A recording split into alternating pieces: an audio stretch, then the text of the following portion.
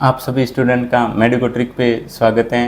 आज हम एक रिजल्ट के बारे में बात करेंगे। कल शाम को आरएमएल का रिजल्ट जारी हुआ था। आरएमएल लखनऊ का नर्सिंग ऑफिसर का जो मेंस एग्ज़ाम हुआ था, प्री और मेंस दोनों हुए थे। मेंस का रिजल्ट कल ही जारी हो गया था, तो उसके बारे में बात करेंगे। उसकी कट ऑफ से रिलेटेड बात करेंगे कि सर कितनी कट ऑफ तक सिलेक्शन होगा। काफ़ी स्टूडेंट के लगातार क्वेश्चन आ रहे थे, मैं यहाँ अटैच भी कर लूँगा साथ में, तो आपको वहाँ भी बता देंगे कि काफ़ी स्टूडेंट के लगातार ये क्वेश्चन आ रहे थे कि सर कितने क्या कहते हैं रैंक तक हमारा फाइनल सिलेक्शन हो जाएगा, कंफर्म सिलेक्शन कितनी रैंक तक रहेगा, OBC, UR, SC, ST, EWS category. तो इन सभी कैटेगरी को हम एक ब्रीफली डिस्कशन करेंगे कि हाँ इतनी रैंक तक कट रहेगा, सिलेक्शन रहेगा, और सेकंड राउंड की काउंसलिंग होगी या नहीं होगी, मतलब सेकंड राउंड के वापस डीवी वगैरह होने की संभावना है। तो उसके बारे में भी डिस्कशन करेंगे, कंप्लीट डिस्कसन करेंगे इस वीडियो में धीरे धीरे। उससे पहले आप सभी स्टूडेंट्स से निवेदन है कि आप हमारे मेडिको ट्रिक यूट्यूब चैनल को सब्सक्राइब जरूर करें और बेल आइकन को प्रेस करें। और जो स्टूडेंट अभी तक हमारे व्हाट्सअप चैनल से नहीं जुड़े हैं तो वो व्हाट्सअप चैनल से जुड़ जाइए, यहाँ वीडियो के डिस्क्रिप्शन में लिंक मिल जाएगा, तो वहीं से जाके आप ऐड हो सकते हैं। चलिए शुरू करते हैं कल के रिजल्ट के बारे में।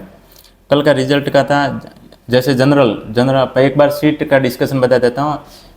आरएमएल में 665 सीटें थी लगभग कंप्लीट नर्सिंग ऑफिसर की, जिसमें जनरल कैटेगरी की थी 252 सीटें, फिर ओबीसी की थी 177 सीट, एससी की थी 143, एसटी की 12 और ईडब्ल्यूएस की 81 सीट थी। ये सारे अब इसमें अदर स्टेट के कैंडिडेट दो ही कैटेगरी में जा सकते हैं। एक तो जनरल कैटेगरी में सभी स्टेट के कैंडिडेट, और एक है ईडब्ल्यूएस में वही है जो जिनका सेंट्रल का ईडब्ल्यूएस बना हुआ है, तो वो ईडब्ल्यूएस कैटेगरी में आराम से क्वालिफाई हो सकता है, लेकिन उसके लिए आपको सेंट्रल का ईडब्ल्यूएस होना जरूरी है।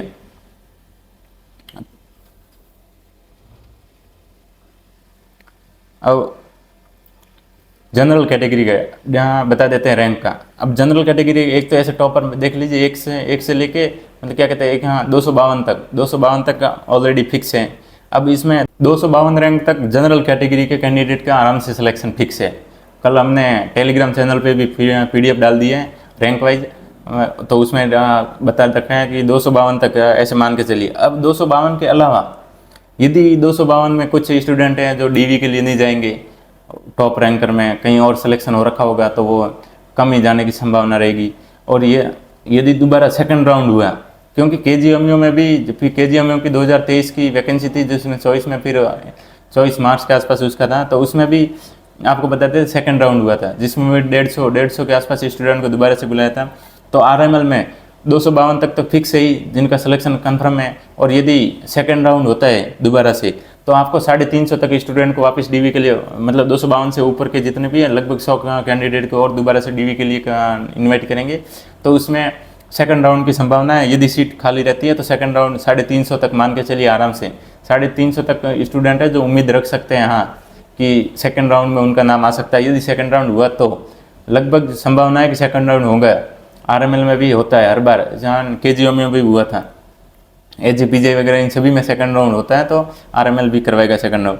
फिर अब बात करते हैं ईडब्ल्यूएस की। ईडब्ल्यूएस कैटेगरी के कैंडिडेट, तो ईडब्ल्यूएस कैटेगरी के कैंडिडेट जिनकी ओवरऑल 300 मतलब 300 के आसपास रैंक है ओवरऑल, वो खुद को सेफ मान सकता है आरएमएल सिलेक्शन में। 300 रैंक तक ईडब्ल्यूएस कैटेगरी के कैंडिडेट, उनको डीवी के लिए बुलाया जाएगा, इसलिए आप अपने डॉक्यूमेंट वगैरह सब तैयार कर रखें ईडब्ल्यूएस कैटेगरी में।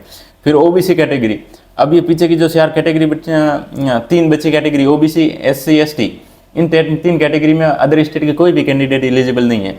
इसमें ओनली पर उसी क्या कहते हैं यूपी स्टेट के ही कैंडिडेट एलिजिबल है, क्योंकि उसमें आरक्षण यूपी स्टेट के अकॉर्डिंग ही दिया गया है। तो ओबीसी कैटेगरी में ओनली पर यूपी स्टेट के कैंडिडेट हैं। ओबीसी कैटेगरी में आपको 600 रैंक तक कंफर्म सिलेक्शन है, 600 रैंक तक 100% आपका सिलेक्शन है। और यदि सेकंड राउंड हुआ ओबीसी कैटेगरी में 750 से लेकर 800 रैंक तक दोबारा सेकंड राउंड में आपका डीवी के रूप में वही तो सिलेक्शन पक्का है यदि सेकंड राउंड हुआ तो। नहीं तो 600 रैंक तक तो 100% आपका श्योर सिलेक्शन है। ओबीसी में ओनली यूपी स्टेट के कैंडिडेट रहेंगे, क्योंकि बाकी स्टेट के बहुत सारे कैंडिडेट आ जाते हैं उस लिस्ट में, इसलिए आपको 600 रैंक तक सेफ हो। जहाँ तक है 650 के आसपास ही जाएगी, पर 600 तक कन्फर्म मान के चलिए। फिर एससी कैटेगरी की बात करें, एससी की सीटें भी ज़्यादा है, 143 सीटें हैं। तो इसमें एससी कैटेगरी के भी 780 से लेकर 800 रैंक तक आराम से आप अभी फर्स्ट राउंड के लिए सेफ है। 780 से 800 तक, और सेकंड राउंड आता है तो आप 950 रैंक तक आपका भी श्योर सिलेक्शन है, इसलिए अपनी डॉक्यूमेंट तैयार करके रखें। और फिर रही आपकी बात एसटी कैटेगरी।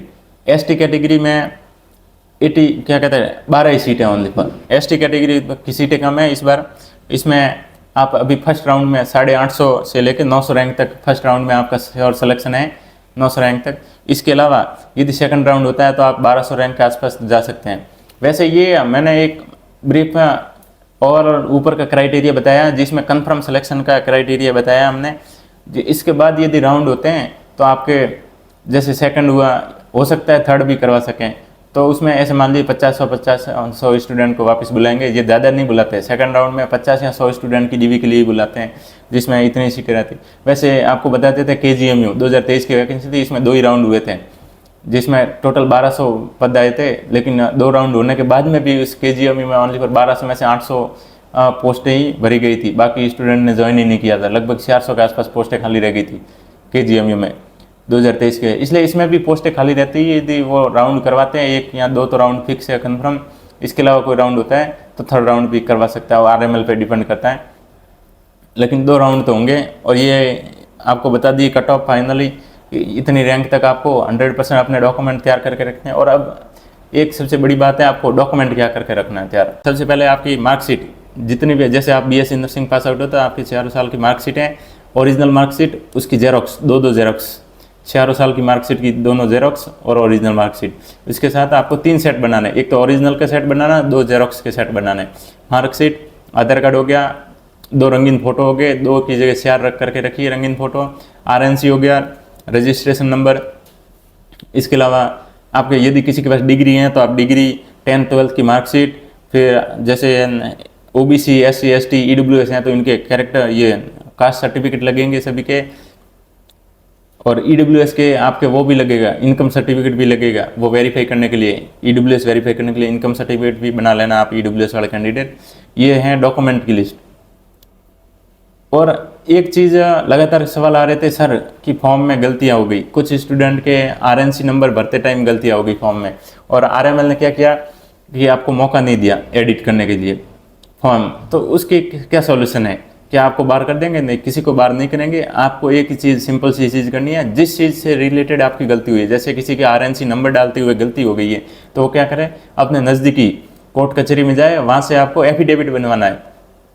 100 के स्टाम्प, 50 या 100 के स्टाम्प पे आपको एफिडेविट बनवाना है, और नोटरी करवा के उसमें आपको जिस चीज़ की रिलेटेड गलती है उसके बारे में आपको मेंशन करनी है कि ये गलती हो गई है, और RML की तरफ से फॉर्म एडिट का मौका नहीं दिया गया, इसलिए मैं एफिडेविट लगा रहा हूँ। और साथ में जो ओरिजिनल डॉक्यूमेंट आप सबमिट कर ही दोगे उससे रिलेटेड आपको एफिडेविट बनाना है। यदि फादर के नाम में गलती है, मदर के नाम में गलती है, जिस चीज़ की आपकी करेक्शन हो रखा है फॉर्म में, वही करेक्शन डेट नहीं आई है, तो उसके लिए आप एफिडेविट बनवा के रखें पहले से, कि आपको बाद में वहाँ DV के टाइम आपको भागा दौड़ी नहीं करने पड़े। नहीं, काफ़ी स्टूडेंट को फिर क्या, वहाँ डॉक्यूमेंट करवाना जाता है, फिर वो बाहर निकाल देते हैं या फिर भागा दौड़ी करवाते हैं, एफिडेविट बनाओ। इसलिए आप पहले से अपने सारे डॉक्यूमेंट तैयार करके रखिए, और RML जल्दी आपको DV के लिए भी बुला लेगा।